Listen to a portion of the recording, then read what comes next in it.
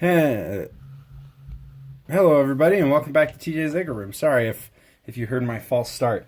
My phone is doing a little bit of freak out, and I never know if it's when it's actually recording anymore. As promised, I had mentioned in my last video, I had built an Episode 8 Arc 170 Starfighter.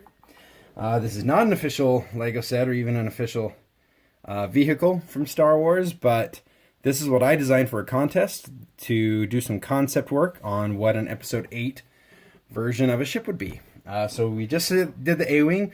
I think I may even upload these videos back to back. So if I did, you're welcome, Galaxy. This is a miniaturized version of an Arc 170. It's not perfect. I did kind of rapid prototyping of where I built the A-Wing, the TIE W, the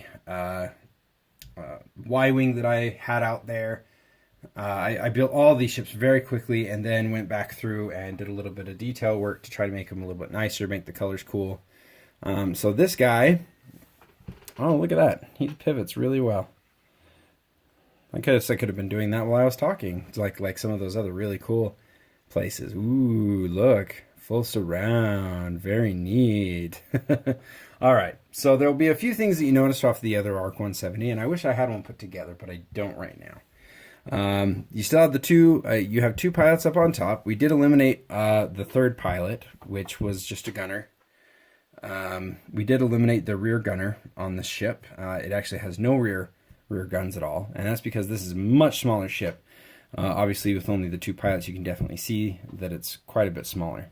I did keep the reverse windscreen opening.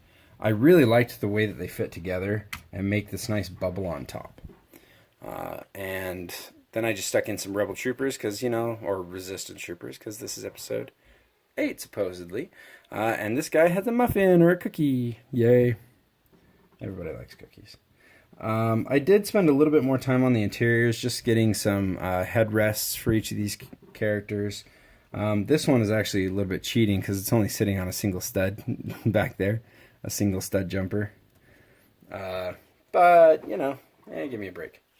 And then this guy right here just has the cheese slope on the back. Used some simple slopes and stuff to make some of the main body. And then a couple of, this one's definitely one of my better control consoles right there. And then this one back here is just a standard one. That is from a lot of things. So the differences between this Arc 170, no astromech droid between the front and rear facing cockpit sections. Both of the pilots are facing the same direction. And this is because this, I anticipated, was more of a long-range reconnaissance craft, more than a bomber or a fighter. But one thing they did do is they took a page out of the Separatist book and added a built-in, so these red pieces here are meant to represent electronic eyes for a built-in droid astromech of sorts. Then, of course, we have a couple of cannons on the front. And we did keep a lot of the main shaping. So the shaping of the nose right here, where it comes down in the front, we kept. Then the body of the ship coming down again. I did have a couple of flick fire missiles installed underneath here. So when we push that, boop, pops them right out. Boop, pops the other one. That actually was a feature on both of the Arc 170s that I've owned, where there was always something at the back that you could push forward and launch either missiles or some sort of projectile. I did make the engines a little bit smaller. That was mostly because of size constraints after I built the cockpit sections. But I knew I wanted to try to capture that angled look that it had, the kind of angry eyes of the engines. I was able to do that just with some robot arms and some 1x3, oh, sorry, not 1x3, but some 3 long bars in white that matched the rest of the color scheme. So I went with, I really like the dark red and dark blue in Lego, so a lot of my ships use it. I apologize if it's getting a little bland for some of you, but I think I try to keep it as interesting as possible. I did have to scavenge all these blue pieces off of a Jedi Starfighter. Another difference between this ship and the regular one is the 3-engine configuration instead of just the 2. I was really just, like I said, this was a concept thing that I threw together pretty quickly. I came up with a few very small differences. Obviously size, adding a 3rd engine onto the back to make it a little bit faster as a reconnaissance craft, adding the integrated astromech. But I still kept the really big guns. Let's see, maybe this one you can get a little better. And they are actually spring-loaded shooters. So you can add the spring-loaded shooter right there. If I could go back and change just a little bit, I would use those new upside-down slope pieces to connect the spring-loaded shooters and the guns together so that it was a little bit more integrated. Because the spring-loaded shooters right now, I mean, you could take them off and it wouldn't change the ship at all. They feel very tacked on, but I wanted those in, and so I purposely set them very close to the other ones. So even though it looks tacked on, I actually was planning on always having those in there. So, yep. And then of course the most important part of the ship is how the wings that open.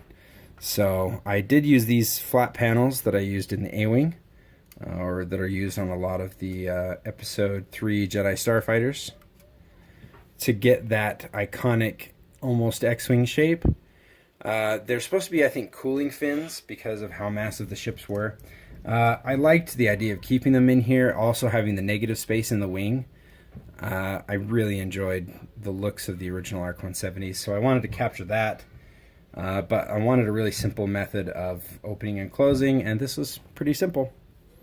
Just little flaps that open and close.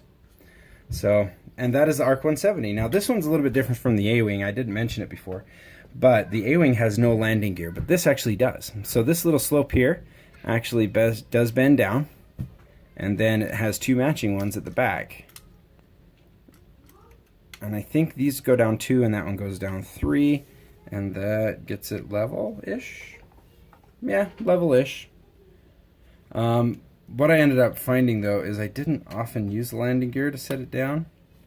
Or are they the same? No, they're not. So you put them down and little spikes. But I did like how they folded up and did not detract from the profile of the vehicle. So anyway, thanks very much. Hope everybody's doing good. Thanks for checking out this extra video, and hopefully I'll get this uploaded quickly. And for checking out the ARC-170 Starfighter from TJ's Lego Room. One more spin. Woo. All right, thanks guys. We'll catch you next time. Aww.